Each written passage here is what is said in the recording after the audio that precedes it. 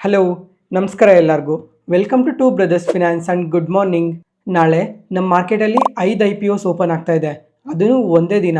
ಅದಕ್ಕೋಸ್ಕರ ಪ್ರತಿ IPO ಬಗ್ಗೆನೂ ಡಿಸ್ಕಸ್ ಮಾಡೋಣ. ಈ ವಿಡಿಯೋದಲ್ಲಿ ಟ್ರಾನ್ಸ್ ರೈಲ್ ಲೈಟಿಂಗ್ ಲಿಮಿಟೆಡ್ ಬಗ್ಗೆ ಮಾತಾಡ್ಕೊಳ್ಳೋಣ. ಈ ಕಂಪನಿ ಬಿಸ್ನೆಸ್ ಏನು ಮಾಡುತ್ತೆ, ಫಿನಾನ್ಷಿಯಲಿ ಸ್ಟ್ರಾಂಗ್ ಇದ್ದಾರಾ ಇಲ್ವಾ, ಈ ಕಂಪನಿ ಬಗ್ಗೆ ಅಡ್ವಾಂಟೇಜಸ್ ಏನಿದೆ, ಡಿಸ್ಅಡ್ವಾಂಟೇಜಸ್ ಏನಿದೆ ಅಂತ ಪ್ರತಿ ಒಂದು ಪಾಯಿಂಟ್ನು ಕ್ಲಿಯರಾಗಿ ಮಾತಾಡ್ಕೊಳ್ಳೋಣ. ಮತ್ತು ಈ ಕಂಪನಿ ಪವರ್ ಸೆಗ್ಮೆಂಟಲ್ಲಿ ವರ್ಕ್ ಮಾಡ್ತಾ ಇದ್ದಾರೆ, ಅದಕ್ಕೋಸ್ಕರ ಫ್ಯೂಚರಲ್ಲಿ ಒಳ್ಳೆ ಗ್ರೋತ್ ಇರುತ್ತೆ ಅಂತ ಈ ವಿಡಿಯೋನ ಕಂಪ್ಲೀಟಾಗಿ ನೋಡಿದೆ ನೀವೇನಾದರೂ ಇನ್ವೆಸ್ಟ್ ಮಾಡಿದ್ರೆ ನಿಮ್ಮ ಕ್ಯಾಪಿಟಲ್ ರಿಸ್ಕಲ್ಲಿ ಇರುತ್ತೆ ಅಂತ ನೆನ್ಪಿಟ್ಕೊಳ್ಳಿ. ಯಾಕಂದರೆ ಯಾವುದೇ ಕಂಪನಿಯಲ್ಲಿ ಇನ್ವೆಸ್ಟ್ ಮಾಡೋದಕ್ಕೂ ಮುಂಚೆ ಆಪರ್ಚುನಿಟಿ ಎಲ್ಲಿದೆ ಅಂತ ನೋಡಿ ಇನ್ವೆಸ್ಟ್ ಮಾಡೋದಕ್ಕಿಂತ ಮುಖ್ಯವಾಗಿ ರಿಸ್ಕ್ ಏನಿದೆ ಅಂತ ತಿಳ್ಕೊಳೋದು ತುಂಬಾ ಇಂಪಾರ್ಟೆಂಟ್ ಆಗಿರುತ್ತೆ. ಅದಕ್ಕೋಸ್ಕರ ಈ ವಿಡಿಯೋನ ಕೊನೆ ತನಕ ನೋಡಿ, ತುಂಬ ಯೂಸ್ಫುಲ್ ಇನ್ಫಾರ್ಮೇಷನ್ ಇರುತ್ತೆ. Let's start the video. ಈ ಕಂಪನಿ 2008 ಶುರು ಆಗುತ್ತೆ, ಆದರೆ ಈ ಕಂಪನಿಯ ಹಿಸ್ಟ್ರಿ ನೋಡಿಕೊಂಡ್ರೆ 1984 ಶುರು ಆಗುತ್ತೆ. ಅವಾಗಿಂದ ಈ ಕಂಪನಿಯಲ್ಲಿ ತುಂಬಾ ಚೇಂಜಸ್ ಆಗಿದೆ. ಟೈಮ್ ಟು ಟೈಮ್ ಈ ಕಂಪನಿಯಲ್ಲಿ ಏನೇನು ಚೇಂಜಸ್ ಆಗಿದೆ ಅಂತ ಡೀಟೇಲಾಗಿ ಮೆನ್ಷನ್ ಮಾಡಿದ್ದಾರೆ. ಇದ್ರ ಬಗ್ಗೆ ಮುಂದೆ ಕಂಪ್ಲೀಟಾಗಿ ಮಾತಾಡ್ಕೊಳ್ಳೋಣ. ಇವಾಗ ಈ ಕಂಪನಿ ಪ್ರೆಸೆಂಟ್ ಬಿಸ್ನೆಸ್ ನೋಡಿಕೊಂಡ್ರೆ ಇವರು ಮೇಯ್ನಾಗೆ 4 ಸೆಗ್ಮೆಂಟಲ್ಲಿ ವರ್ಕ್ ಮಾಡ್ತಾರೆ. Power transmission and distribution, railways, civil construction, lightning and poles, ಈ ಥರ 4 ಸೆಗ್ಮೆಂಟಲ್ಲಿ ವರ್ಕ್ ಮಾಡ್ತಾರೆ. ನೆಕ್ಸ್ಟ್ ಇವಾಗ ಇವರು ಯಾವ್ಯಾವ ಸೆಗ್ಮೆಂಟಲ್ಲಿ ವರ್ಕ್ ಮಾಡ್ತಾ ಇದ್ದಾರೆ, ಯಾವ್ಯಾವ ಸೆಗ್ಮೆಂಟಿಂದ ಎಷ್ಟೆಷ್ಟು ರೆವೆನ್ಯೂಸ್ ಇದೆ, ಆರ್ಡರ್ ಬುಕ್ ಎಷ್ಟಿದೆ ಅಂತ ಡೀಟೇಲಾಗಿ ಕಂಪ್ಲೀಟಾಗಿ ಮಾತಾಡ್ಕೊಳ್ಳೋಣ. ಇದರಲ್ಲಿ ಫಸ್ಟ್ ಇವಾಗ ಟ್ರಾನ್ಸ್ಮಿಷನ್ ಆ್ಯಂಡ್ ಡಿಸ್ಟ್ರಿಬ್ಯೂಷನ್. ಇದರಲ್ಲಿ ಟ್ರಾನ್ಸ್ಮಿಷನ್ಗೆ ಬೇಕಾಗಿರೋ ಡಿಸೈನಿಂಗ್, ಮ್ಯಾನುಫ್ಯಾಕ್ಚರಿಂಗ್, ಟೆಸ್ಟಿಂಗ್, ಇನ್ಸ್ಟಾಲೇಷನ್, ಈ ಥರ ಪ್ರತಿ ಒಂದು ವರ್ಕ್ನೂ ಇವ್ರು ಮಾಡ್ತಾರೆ. ಇವರು up to 1200 kW installation capacity ಇದೆ ಅಂತ RHPಯಲ್ಲಿ ಮೆನ್ಷನ್ ಮಾಡಿದ್ದಾರೆ. ಇವರು ಇದುವರೆಗೂ 34,645 ಸರ್ಕ್ಯೂಟ್ ಕಿಲೋಮೀಟರ್ಸ್ ಅಷ್ಟು ಟ್ರಾನ್ಸ್ಮಿಷನ್ ಲೈನ್ಸ್ನ ಕಂಪ್ಲೀಟ್ ಮಾಡಿದ್ದೀವಿ ಅಂತ ಮೆನ್ಷನ್ ಮಾಡಿದ್ದಾರೆ. ಮತ್ತು ಈ ಟ್ರಾನ್ಸ್ಮಿಷನ್ ಒಂದೇ ಅಲ್ಲ, ಈ ಟ್ರಾನ್ಸ್ಮಿಷನ್ಸ್ಗೆ ಬೇಕಾಗಿರೋ ಸಬ್ಸ್ಟೇಷನ್ಸ್ನ ಸಹ ಇವರು EPC ಸರ್ವಿಸಸ್ನ ಪ್ರೊವೈಡ್ ಮಾಡ್ತಾರೆ. ಮತ್ತು ಇವಾಗ ಟ್ರಾನ್ಸ್ಮಿಷನ್ ಆ್ಯಂಡ್ ಡಿಸ್ಟ್ರಿಬ್ಯೂಷನಿಂದನೇ ಇವ್ರಿಗೆ ಹೈಯೆಸ್ಟ್ ರೆವೆನ್ಯೂಸ್ ಇರೋದು. ಇದರಲ್ಲಿ 83.83% ರೆವೆನ್ಯೂಸ್ ಈ ಟ್ರಾನ್ಸ್ಮಿಷನ್ ಆ್ಯಂಡ್ ಡಿಸ್ಟ್ರಿಬ್ಯೂಷನಿಂದನೇ ಬರುತ್ತೆ. ಮತ್ತು ಇದೊಂದೇ ಸೆಗ್ಮೆಂಟಲ್ಲೇ ಇವ್ರ ಆರ್ಡರ್ ಬುಕ್ ನೋಡಿಕೊಂಡ್ರೆ 92,512 crores ಆರ್ಡರ್ ಬುಕ್ ಇದೆ. ಮತ್ತು ಟೋಟಲ್ 69 ಆರ್ಡರ್ಸ್ ಬಂದಿದೆ ಅಂತ ಅಪ್ಡೇಟ್ ಮಾಡಿದ್ದಾರೆ. ನೋಡೋಣ ಕಮ್ಮಿಂಗ್ ಟೈಮಲ್ಲಿ ಈ ಆರ್ಡರ್ಸ್ ಏನಾದರೂ ಇನ್ ಟೈಮಲ್ಲಿ ಎಕ್ಸಿಕ್ಯೂಟ್ ಮಾಡಿದ್ರೆ ಕಂಪನಿಯಲ್ಲಿ ಇದೇ ಥರ ಗ್ರೋತ್ ಕಂಟಿನ್ಯೂ ಆಗೋ ಚಾನ್ಸಸ್ ತುಂಬಾ ಜಾಸ್ತಿ ಇದೆ. ಮತ್ತು ಇವರು ಬರೀ ಇಂಡಿಯಾದಲ್ಲಿ ಮಾತ್ರನೇ ಅಲ್ಲ ಇವ್ರ ಸರ್ವಿಸಸ್ನ ಪ್ರೊವೈಡ್ ಮಾಡ್ತಾ ಇರೋದು, ಇವ್ರಿಗೆ ಗ್ಲೋಬಲ್ ಪ್ರೆಸೆನ್ಸ್ ಕೂಡ ತುಂಬಾ ಜಾಸ್ತಿ ಇದೆ. ಇವರು 58 ಕಂಟ್ರೀಸಲ್ಲಿ ಇವ್ರ ಸರ್ವಿಸಸ್ನ ಪ್ರೊವೈಡ್ ಮಾಡ್ತಾ ಇದ್ದಾರೆ. ಇಷ್ಟು ಕಂಟ್ರೀಸಲ್ಲಿ ಇವ್ರ ವರ್ಕ್ನ ಆಲ್ರೆಡಿ ಕಂಪ್ಲೀಟ್ ಮಾಡೋಕ್ಕಿದ್ದೀವಿ ಅಂತ ಅಪ್ಡೇಟ್ ಮಾಡಿದ್ದಾರೆ. ಮತ್ತು ಈ ಲಿಸ್ಟ್ ಕಾಣ್ತಾ ಇದೆ ಅಲ್ಲ, ಈ ಲಿಸ್ಟಲ್ಲಾದರೆ ಇಷ್ಟು ಕಂಟ್ರೀಸಲ್ಲಿ ಇವರು ಇನ್ನೂ ವರ್ಕ್ನ ಮಾಡ್ತಾ ಇದ್ದೀವಿ ಅಂತ ಅಪ್ಡೇಟ್ ಮಾಡಿದ್ದಾರೆ. ಓವರಾಲ್ ಗ್ಲೋಬಲ್ ಪ್ರೆಸೆನ್ಸ್ ತುಂಬಾ ಜಾಸ್ತಿ ಇದೆ ಈ ಕಂಪನಿಗೆ. ಜೊತೆಗೆ ಗ್ಲೋಬಲ್ ಕಂಟ್ರೀಸಿಂದನೇ ಇವ್ರಿಗೆ ಹೈಯೆಸ್ಟ್ ರೆವೆನ್ಯೂಸ್ ಬರ್ತಾ ಇರೋದು ಅಂತ ಸಹ ಮೆನ್ಷನ್ ಮಾಡಿದ್ದಾರೆ. ನೆಕ್ಸ್ಟ್ ಇವಾಗ ಸಿವಿಲ್ ಕನ್ಸ್ಟ್ರಕ್ಷನ್. ಇದರಲ್ಲಾದರೆ ಇವರು ಬ್ರಿಡ್ಜಸ್, ಟನಲ್ಸ್, ಎಲಿವೇಟೆಡ್ ರೋಡ್ಸ್ನ ಕನ್ಸ್ಟ್ರಕ್ಷನ್ ಮಾಡ್ತಾರೆ. ಇದರಲ್ಲಿ 9.33% ರೆವೆನ್ಯೂಸ್ ಬರುತ್ತೆ ಅಂತ ಅಪ್ಡೇಟ್ ಮಾಡಿದ್ದಾರೆ. ಮತ್ತು ಈ ಸೆಗ್ಮೆಂಟಲ್ಲಿ ಇವರು ಆರ್ಡರ್ ಬುಕ್ ನೋಡಿಕೊಂಡ್ರೆ 7,382 crores ಆರ್ಡರ್ ಬುಕ್ ಇದೆ. ಟೋಟಲ್ 5 ಪ್ರಾಜೆಕ್ಟ್ಸ್ ಬಂದಿದೆ ಅಂತ ಅಪ್ಡೇಟ್ ಮಾಡಿದ್ದಾರೆ. ನೆಕ್ಸ್ಟ್ ರೈಲ್ವೆ ಸೆಗ್ಮೆಂಟಲ್ಲಿ ನೋಡಿಕೊಂಡ್ರೆ ಇದರಲ್ಲಿ ಎಲೆಕ್ಟ್ರಿಫಿಕೇಷನ್, ಅರ್ಥ್ ಸಿಗ್ನಲಿಂಗ್, ಟೆಲಿಕಮ್ಯುನಿಕೇಷನ್ಸ್ಗೆ ಬೇಕಾಗಿರೋ ಎಕ್ವಿಪ್ಮೆಂಟ್ಸ್ನ ಸಪ್ಲೈ ಮಾಡಿದ್ದೀವಿ ಅಂತ ಅಪ್ಡೇಟ್ ಮಾಡಿದ್ದಾರೆ. ಇದರಿಂದನೇ 2.43% ರೆವೆನ್ಯೂಸ್ ಬಂದಿದೆ ಅಂತ ಅಪ್ಡೇಟ್ ಮಾಡಿದ್ದಾರೆ. ಇದ್ರ ಜೊತೆಗೆ ಇವಾಗ ಆರ್ಡರ್ ಬುಕ್ ನೋಡಿಕೊಂಡ್ರೆ 1,586 crores ಆರ್ಡರ್ ಬುಕ್ ಇದೆ 5 ಪ್ರಾಜೆಕ್ಟ್ಸಿಂದ ಅಂತ ಅಪ್ಡೇಟ್ ಮಾಡಿದ್ದಾರೆ. Next poles and lighting solutions. ಈ ಕಂಪನಿ 2008 ಶುರು ಮಾಡಿದ್ರು ಅಂತ ಹೇಳಿದೆ ಅಲ್ಲ, ಆ ಟೈಮಲ್ಲಿ ಇದೇ ಸೆಗ್ಮೆಂಟಲ್ಲೇ ಇವರು ವರ್ಕ್ನ ಸ್ಟಾರ್ಟ್ ಮಾಡಿದ್ದು. ಅದಕ್ಕೋಸ್ಕರ ಈ ಸೆಗ್ಮೆಂಟಲ್ಲಿ ತುಂಬಾ ಡೈವರ್ಸಿಫೈಡ್ ಪೋರ್ಟ್ಫೋಲಿಯೋ ಇದೆ. ಇವರು ಇದರಲ್ಲಿ ಏನೇನು ಪ್ರಾಡಕ್ಟ್ಸ್ನ ಮ್ಯಾನುಫ್ಯಾಕ್ಚರ್ ಮಾಡಿ ಸೆಟಪ್ ಮಾಡ್ತಾರೆ ಅಂದರೆ ಇದರಲ್ಲಿ ಇವರು ಹೈ ಮಟ್ಸ್ನ ಮ್ಯಾನುಫ್ಯಾಕ್ಚರ್ ಮಾಡ್ತಾರೆ.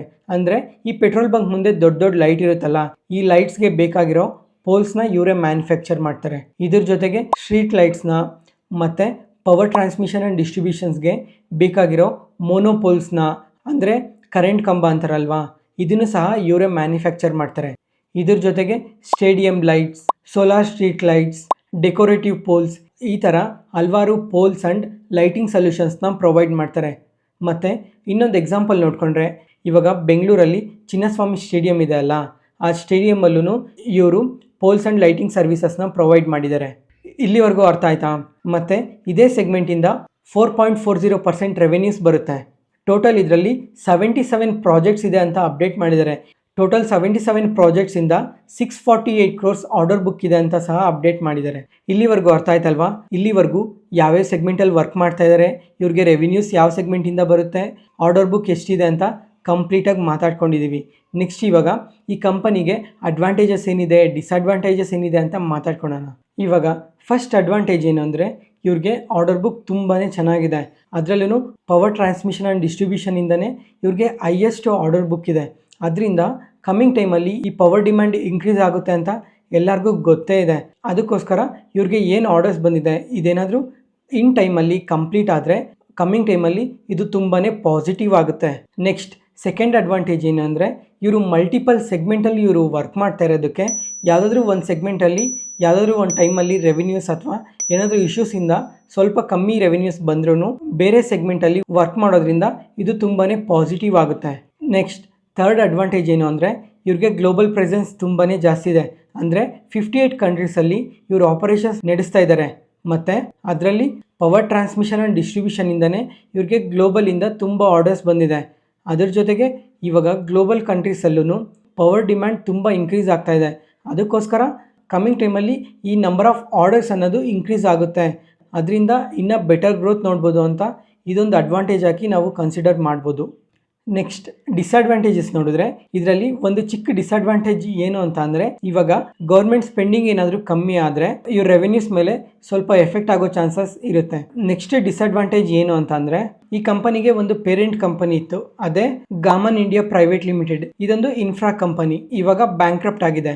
ಅದರ ಜೊತೆಗೆ ಇವ್ರ ಬುಕ್ಸಲ್ಲಿ ಸ್ವಲ್ಪ ಇರ್ರೆಗ್ಯುಲಾರಿಟೀಸ್ ಇದೆ ಅಂತ ಕಂಡು ಬಂದಿತ್ತು. ಅದರ ಜೊತೆಗೆ ಇದ್ರ ಸಬ್ಸಿಡರಿ ಕಂಪನಿ ಆಗಿರೋ ಈ ಕಂಪನಿ ಬುಕ್ಸಲ್ಲೂ ಸ್ವಲ್ಪ ಇರ್ರೆಗ್ಯುಲಾರಿಟೀಸ್ ಇದೆ ಅಂತ ಆ ಟೈಮಲ್ಲಿ ಅಪ್ಡೇಟ್ ಮಾಡಿದ್ರು. ಅದರ ಜೊತೆಗೆ ಈ ಪೇರೆಂಟ್ ಕಂಪನಿ ಯಾವಾಗ ಬ್ಯಾಂಕ್ರಪ್ಟ್ ಆಯಿತೋ ಆ ಕಂಪನಿಯಲ್ಲಿ 77 ಕ್ರೋರ್ಸ್ ಡೆಟ್ನ ರೈಟ್ ಆಫ್ ಮಾಡಿದ್ದಾರೆ. ಅದರ ಜೊತೆಗೆ ಈ ಸಬ್ಸಿಡರಿ ಕಂಪನಿ ಬುಕ್ಸಲ್ಲೂ ಸ್ವಲ್ಪ ಇರ್ರೆಗ್ಯುಲಾರಿಟೀಸ್ ಕಂಡು ಬಂದಿತ್ತು ಅಂತ ಆ ಟೈಮಲ್ಲಿ ಮೆನ್ಷನ್ ಮಾಡಿದರು. ಈ ಇರ್ರೆಗ್ಯುಲಾರಿಟೀಸಿಂದ ಕಮ್ಮಿಂಗ್ ಟೈಮಲ್ಲಿ ಏನಾದರೂ ಎಫೆಕ್ಟ್ ಆಗುತ್ತಾ ಇಲ್ವಾ ಅಂತ ನೋಡಬೇಕು. ನೆಕ್ಸ್ಟ್ ಇನ್ನೊಂದು ಡಿಸ್ಅಡ್ವಾಂಟೇಜ್ ಏನು ಅಂದರೆ 2018ನಲ್ಲಿ ಗೋಮತಿ ರಿವರ್ ಪ್ರಾಜೆಕ್ಟ್ ಇಶ್ಯೂ ಅಲ್ಲಿ FIR ರಿಜಿಸ್ಟರ್ ಆಗಿದೆ. ಇದೊಂದೇ ಕಂಪನಿ ಮೇಲಲ್ಲ, ಇನ್ನು 8-9 ಕಂಪನಿ ಮೇಲೆ ಈ ಥರ FIR ರಿಜಿಸ್ಟರ್ ಆಗಿದೆ. ಆ ಟೈಮಿಂದನೂ ಈ ಕೇಸ್ ಇನ್ನು ಕೋರ್ಟಲ್ಲೇ ಇದೆ. ಈ ಕೇಸ್ ಬಗ್ಗೆ ಯಾವುದೇ ಥರ ಅಪ್ಡೇಟ್ಸ್ ಬಂದಿಲ್ಲ. ಕಮ್ಮಿಂಗ್ ಟೈಮಲ್ಲಿ ಈ ಕೇಸಲ್ಲಿ ಏನಾದರೂ ಈ ಕಂಪನಿ ಬಗ್ಗೆ ಏನಾದರೂ ನೆಗೆಟಿವ್ ಸ್ಟೇಟ್ಮೆಂಟ್ಸ್ ಬಂದರೆ ಕಮ್ಮಿಂಗ್ ಟೈಮಲ್ಲಿ ಸ್ವಲ್ಪ ನೆಗೆಟಿವ್ ಆಗಿ ರಿಯಾಕ್ಟ್ ಆಗೋ ಚಾನ್ಸಸ್ ಇರುತ್ತೆ. ಅದಕ್ಕೋಸ್ಕರ ಈ ಡೇಟಾ ಪಾಯಿಂಟ್ನ ಪ್ರತಿಯೊಬ್ಬರು ನೆನ್ಪಿಟ್ಕೊಳ್ಳಿ.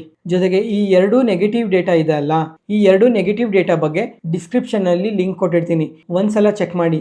ಯಾವ್ಯಾವ ಟೈಮಲ್ಲಿ ಏನೇನು ನಡೆದಿದೆ, ಏನೇನು ಇಶ್ಯೂಸ್ ಇದೆ, ಏನೇನು ಇಶ್ಯೂಸ್ನ ಇವರು ಫೇಸ್ ಮಾಡ್ತಾ ಇದ್ದಾರೆ ಅಂತ ಕಂಪ್ಲೀಟಾಗಿ ಆರ್ಟಿಕಲ್ ಕೊಟ್ಟಿರ್ತೀನಿ. ಆ ಆರ್ಟಿಕಲಲ್ಲಿ ಚೆಕ್ ಮಾಡಿ. ಯಾವುದೇ ಪಾಯಿಂಟಲ್ಲಿ ನಾನು ಹೇಳೋ ಇನ್ಫಾರ್ಮೇಷನ್ ನಿಮಗೆ ಯೂಸ್ಫುಲ್ ಅನಿಸಿದ್ರೆ ಈ ವಿಡಿಯೋನ ಲೈಕ್ ಮಾಡಿ.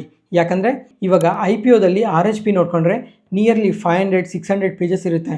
ಈ ಥರ ಡೇಟಾಸ್ನೆಲ್ಲ ಎಲ್ಲೆಲ್ಲಿ ಏನೇನ ಟ್ರ್ಯಾಕ್ ಮಾಡಬೇಕು, ಏನೇನ ಅನಾಲಿಸಿಸ್ ಮಾಡಬೇಕು, ಯಾವ್ಯಾವ ಪಾಯಿಂಟ್ನ ತರಬೇಕು ಅಂತ ಪ್ರತಿಯೊಂದು ಡೇಟಾನು ಅನಾಲಿಸಿಸ್ ಮಾಡಿ ತುಂಬ ಈಸಿಯಾಗಿ ನಿಮ್ಮ ಮುಂದೆ ಡೇಟಾಸ್ನ ಪ್ರೆಸೆಂಟ್ ಮಾಡ್ತಾ ಇದ್ದೀವಿ. ಅದಕ್ಕೋಸ್ಕರ ಇದರಲ್ಲಿ ನಮ್ಮ ಎಫರ್ಟ್ ಏನಾದರೂ ಕಾಣಿಸಿದ್ರೆ ಈ ವಿಡಿಯೋನ ಲೈಕ್ ಮಾಡಿ. ಮತ್ತು ನಿಮ್ಮ ಫ್ರೆಂಡ್ಸಲ್ಲಿ ಯಾರಿಗಾದ್ರೂ ಸ್ಟಾಕ್ ಮಾರ್ಕೆಟ್ ಬಗ್ಗೆ ಇಂಟ್ರೆಸ್ಟ್ ಇರೋರಿಗೆ ಈ ವಿಡಿಯೋಸ್ನ ಅವ್ರಿಗೂ ಕೂಡ ಶೇರ್ ಮಾಡಿ. ನೆಕ್ಸ್ಟ್ ಇವಾಗ ಈ ಕಂಪನಿ IPO ಡೀಟೇಲ್ಸ್ ನೋಡಿಕೊಂಡ್ರೆ ಈ IPOದಲ್ಲಿ ಇವರು 839 ಕ್ರೋರ್ಸ್ನ ರೈಸ್ ಮಾಡ್ತಾ ಇದ್ದಾರೆ.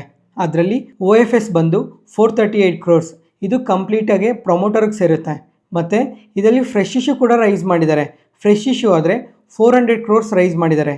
ಇದು ಕಂಪನಿಗೆ ಸೇರುತ್ತೆ. ಈ ಕಂಪನಿ ಪ್ರೈಸ್ ಬ್ಯಾಂಡ್ ನೋಡಿಕೊಂಡ್ರೆ 410 ರುಪೀಸಿಂದ 432 ರುಪೀಸ್ ಪರ್ ಶೇರ್ ಅಂತ ಅಪ್ಡೇಟ್ ಮಾಡಿದ್ದಾರೆ.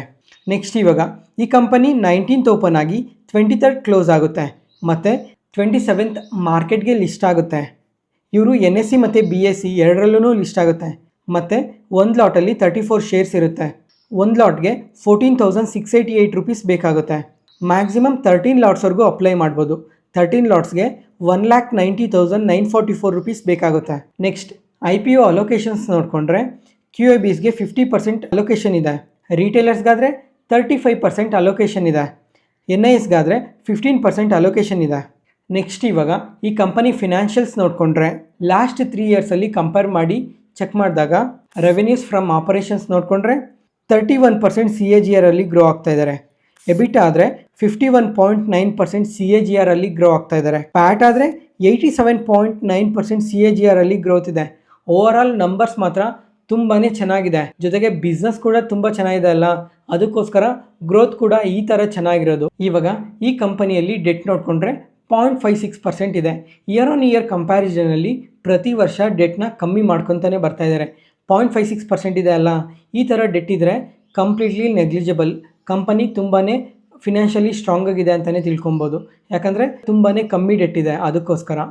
ನೆಕ್ಸ್ಟ್ ಇವಾಗ ಪಿಯರ್ಸ್ಗೆ ಕಂಪೇರ್ ಮಾಡಿಕೊಂಡ್ರೆ ಯಾವ ಕಂಪನೀಸ್ ಎಷ್ಟು ರೆವೆನ್ಯೂಸ್ ಬರ್ತಾ ಇದೆ, ಲಾಸ್ಟ್ 3 ಇಯರ್ಸಲ್ಲಿ ಯಾವ ಕಂಪನಿ ಬೆಟರ್ ಗ್ರೋತ್ನ ಪೋಸ್ಟ್ ಮಾಡಿದೆ ಅಂತ ಇವಾಗ ನೋಡಿಕೊಂಡ್ರೆ, ಇದರಲ್ಲಿ ಟ್ರಾನ್ಸ್ರೇಲ್ ಲೈಟಿಂಗ್ ಆದರೆ 31% CAGR ಅಲ್ಲಿ ಗ್ರೋ ಆಗ್ತಾ ಇದೆ. ಇದರಲ್ಲಿ ಪಿಯರ್ ಕಂಪ್ಯಾರಿಸನಲ್ಲಿ ಯಾವ್ಯಾವ ಕಂಪನೀಸ್ ಇದೆ ಅಂದರೆ ಕಲ್ಪತರು ಪ್ರಾಜೆಕ್ಟ್ಸ್ ಇದೆ, KEC ಇಂಟರ್ನ್ಯಾಷನಲ್ ಇದೆ, ಟಾಟಾ ಪ್ರಾಜೆಕ್ಟ್ಸ್ ಇದೆ, ಸ್ಕಿಪ್ಪರ್ ಲಿಮಿಟೆಡ್ ಇದೆ, ಪಟೇಲ್ ಇಂಜಿನಿಯರಿಂಗ್ ಇದೆ, ನೆಕ್ಸ್ಟ್ ಬಜೆಲ್ ಪ್ರಾಜೆಕ್ಟ್ಸ್ ಇದೆ.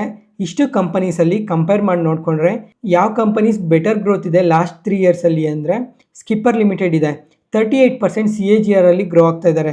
ಅದಾದಮೇಲೆ ಸೆಕೆಂಡ್ ಕಂಪನಿ ಯಾವುದಿದೆ ಅಂದರೆ ಟ್ರಾನ್ಸ್ರೈಲ್ ಲೈಟಿಂಗ್, 31% CAGR ಅಲ್ಲಿ ಗ್ರೋ ಆಗ್ತಾ ಇದ್ದಾರೆ. ಅದಾದಮೇಲೆ ಮಿಕ್ಕಿರೋ ಕಂಪನೀಸ್ ನೋಡಿಕೊಂಡ್ರೆ ಇನ್ನು ಮಿಕ್ಕಿರೋ ಕಂಪನೀಸ್ ಎಲ್ಲ ಕಮ್ಮಿನೇ ಗ್ರೋತ್ ಇದೆ ಈ ಎರಡು ಕಂಪನೀಸ್ಗೆ ಕಂಪೇರ್ ಮಾಡಿಕೊಂಡ್ರೆ. ಬರೀ ರೆವೆನ್ಯೂಸ್ ಕಂಪ್ಯಾರಿಸನಲ್ಲಿ ಒಂದೇ ಅಲ್ಲ, ಆಪರೇಟಿಂಗ್ ಎಬಿಟಾ ಆಗಲಿ, ಪ್ಯಾಟ್ ಮಾರ್ಜಿನ್ಸ್ ಆಗಲಿ, ಪ್ರತಿಯೊಂದನ್ನು ಕಂಪೇರ್ ಮಾಡಿ ನೋಡ್ಕೊಂಡೋಗೂ ಫಸ್ಟ್ನೇ ಪ್ಲೇಸಲ್ಲಿ ಪಟೇಲ್ ಇಂಜಿನಿಯರಿಂಗ್ ಇದೆ. ಅದಾದಮೇಲೆ ನೆಕ್ಸ್ಟ್ ನೋಡಿಕೊಂಡ್ರೆ ಟ್ರಾನ್ಸ್ರೈಲ್ ಲೈಟಿಂಗೇ ಇದೆ. ಅದಕ್ಕೋಸ್ಕರ ಫಿನಾನ್ಷಿಯಲಿ ತುಂಬಾ ಸ್ಟ್ರಾಂಗ್ ಆಗಿದೆ, ಜೊತೆಗೆ ಪಿಯರ್ ಕಂಪ್ಯಾರಿಸನಲ್ಲೂ ತುಂಬ ಸ್ಟ್ರಾಂಗ್ ಆಗಿ ಗ್ರೋ ಆಗ್ತಿರೋ ಕಂಪನಿ ಇದು. ಅದಾದಮೇಲೆ ಫೈನಲ್ ಆಗಿ ಇವಾಗ ಈ ಕಂಪನಿ IPOಗೆ ಯಾವ ವ್ಯಾಲ್ಯೂಯೇಷನ್ಸಲ್ಲಿ ಬರ್ತಾ ಇದ್ದಾರೆ ಅಂತ ನೋಡಿಕೊಂಡ್ರೆ, ಇವಾಗ ಇವ್ರ PE ನೋಡಿಕೊಂಡ್ರೆ 23.15 ಬರ್ತಾ ಇದ್ದಾರೆ. ಕಂಪ್ಲೀಟಾಗಿ ರೀಸನಬಲ್ ವ್ಯಾಲ್ಯೂಯೇಷನ್ಸಲ್ಲಿ ಬರ್ತಾ ಇದ್ದಾರೆ. ಮತ್ತು ಪೋಸ್ಟ್ IPO ನೋಡಿಕೊಂಡ್ರೆ 28.2 ಅಲ್ಲಿ ಇರ್ತಾರೆ. ಕಂಪ್ಲೀಟಾಗಿ ಪಿಯರ್ ಕಂಪನೀಸ್ಗೆ ಕಂಪೇರ್ ಮಾಡಿ ನೋಡ್ಕೊಂಡ್ರು ಇವರು ಕಂಪ್ಲೀಟಾಗಿ ರೀಸನಬಲ್ ವ್ಯಾಲ್ಯೂಯೇಷನ್ಸಲ್ಲೇ ಬರ್ತಾ ಇದ್ದಾರೆ. ನೆಕ್ಸ್ಟ್ ಇವಾಗ ಈ IPO ಬಗ್ಗೆ ನನ್ನ ಒಪಿನಿಯನ್ನ ಶೇರ್ ಮಾಡ್ತೀನಿ. ಈ ಕಂಪನಿ ಬಿಸ್ನೆಸ್ ತುಂಬಾ ಚೆನ್ನಾಗಿದೆ, ಗ್ಲೋಬಲ್ ಎಕ್ಸ್ಪ್ಯಾನ್ಷನ್ ಕೂಡ ತುಂಬಾ ಚೆನ್ನಾಗಿದೆ. ಅದ್ರ ಜೊತೆಗೆ ನಂಬರ್ಸ್ ಇವ್ರೇನು ಪೋಸ್ಟ್ ಮಾಡ್ತಾ ಇದ್ದಾರೆ ನಂಬರ್ಸ್ ಕೂಡ ತುಂಬಾ ಚೆನ್ನಾಗಿದ್ದಾರೆ. ಜೊತೆಗೆ ಪಿಯರ್ಸ್ಗೆ ಕಂಪೇರ್ ಮಾಡ್ಕೊಂಡ್ರು ಓವರ್ ಆಲ್ ನಂಬರ್ಸ್ ತುಂಬಾ ಬೆಟರ್ ಆಗಿದೆ. ಅದ್ರ ಜೊತೆಗೆ ಇವ್ರ ಬಿಸ್ನೆಸ್ ಇವಾಗ ಇವರು ಪವರ್ ಸೆಗ್ಮೆಂಟಲ್ಲಿ ವರ್ಕ್ ಮಾಡ್ತಾ ಇದ್ದಾರಲ್ಲ, ಅದರಿಂದ ಕಮ್ಮಿಂಗ್ ಟೈಮಲ್ಲೂ ಕೂಡ ಒಳ್ಳೆ ಸ್ಟ್ರಾಂಗ್ ನಂಬರ್ಸ್ನ ಪೋಸ್ಟ್ ಮಾಡ್ತಾರೆ. ಯಾಕಂದರೆ ಪವರ್ ಸೆಗ್ಮೆಂಟಲ್ಲಿ ಗ್ರೋತ್ ಅನ್ನೋದು ಇನ್ನೂ ತುಂಬಾ ಜಾಸ್ತಿ ಇದೆ. ನಿಯರ್ಲಿ 5 to 10 ಇಯರ್ಸ್ವರೆಗೂ ಈ ಪವರ್ ಸೆಗ್ಮೆಂಟಲ್ಲಿ ಗ್ರೋತ್ ಅನ್ನೋದು ತುಂಬಾ ಜಾಸ್ತಿ ಇರುತ್ತೆ. ಅದಕ್ಕೋಸ್ಕರ ಒಳ್ಳೆ ಗ್ರೋತ್ ಇರುತ್ತೆ. ಅದಾದಮೇಲೆ ಒಂದೇ ಒಂದು ನೆಗೆಟಿವ್ ಪಾಯಿಂಟ್ ಏನು ಅಂದರೆ ಗೋಮತಿ ರಿವರ್ ಪ್ರಾಜೆಕ್ಟಲ್ಲಿ ಇಶ್ಯೂಸ್ ಇದೆ ಅಲ್ಲ, ಅದೊಂದೇ ನೆಗೆಟಿವ್ ಪಾಯಿಂಟ್ ಕಾಣ್ತಾ ಇರೋದು. ಇದು ಬಿಟ್ಟರೆ ಓವರ್ ಆಲ್ ಬಿಸ್ನೆಸ್ ಮಾತ್ರ ತುಂಬಾ ಚೆನ್ನಾಗಿದೆ, ಒಳ್ಳೆ ಗ್ರೋತ್ನ ಸಹ ಎಕ್ಸ್ಪೆಕ್ಟ್ ಮಾಡ್ಬೋದು. ಅದ್ರ ಜೊತೆಗೆ ಇವಾಗ IPO ನೋಡಿಕೊಂಡ್ರೆ ಬರೀ 800 crores ಮಾತ್ರನೇ ರೈಸ್ ಮಾಡ್ತಾ ಇರೋದು. ಅದರಿಂದ ರಿಟೇಲ್ ಪಾರ್ಟಿಸಿಪೇಷನ್ ಅನ್ನೋದು ತುಂಬಾ ಜಾಸ್ತಿ ಇರುತ್ತೆ. ಅದರ ಜೊತೆಗೆ ಈ ಡಿಮ್ಯಾಂಡ್ ಎಲ್ಲ ನೋಡ್ತಾ ಇದ್ದರೆ ಲಿಸ್ಟಿಂಗ್ ಗೇನ್ಸ್ ಕೂಡ ತುಂಬಾ ಚೆನ್ನಾಗಿರ್ಬೋದು. ಯಾರಾದರೂ ಈ ಕಂಪನಿಯಲ್ಲಿ ಇನ್ವೆಸ್ಟ್ ಮಾಡೋರು ರಿಸ್ಕ್ ಏನಿದೆ ಅಂತ ಕೂಡ ಟ್ರ್ಯಾಕ್ ಮಾಡ್ತಾ ಇರಿ ಟೈಮ್ ಟು ಟೈಮ್, ಇದ್ರ ಬಗ್ಗೆ ಏನಾದರೂ ಡೆವಲಪ್ಮೆಂಟ್ಸ್ ಇದೆಯಾ ಇಲ್ವಾ ಅಂತ ಎಲ್ಲ. ಈ ಥರ ರಿಟೇಲ್ ಪಾರ್ಟಿಸಿಪೇಷನ್ ಜಾಸ್ತಿ ಇರುತ್ತೆ. ಅದ್ರ ಜೊತೆಗೆ ಲಿಸ್ಟಿಂಗ್ ಗೇನ್ಸ್ ಕೂಡ ಎಬೋ 100% ಇರೋ ಚಾನ್ಸಸ್ ಕೂಡ ತುಂಬಾ ಜಾಸ್ತಿ ಇರುತ್ತೆ. ಅದಕ್ಕೋಸ್ಕರ ನೋಡೋಣ ಲಿಸ್ಟಿಂಗ್ ಗೇನ್ಸ್ ಎಷ್ಟಿರುತ್ತೆ ಅಂತ. ಫ್ರೆಂಡ್ಸ್, ಈ IPO ರಿವ್ಯೂ ವಿಡಿಯೋ ಏನಾದರೂ ನಿಮಗೆ ಇಷ್ಟ ಆದರೆ ಈ ವಿಡಿಯೋನ ಲೈಕ್ ಮಾಡಿ, ಶೇರ್ ಮಾಡಿ, ಸಬ್ಸ್ಕ್ರೈಬ್ ಆಗಿ. ಇದೇ ಥರ ಪ್ರತಿಯೊಂದು IPO ಬಗ್ಗೆನೂ ಕಮ್ಮಿಂಗ್ ಟೈಮಲ್ಲಿ ಮಾತಾಡ್ಕೊತಾ ಇರೋಣ. Thank you.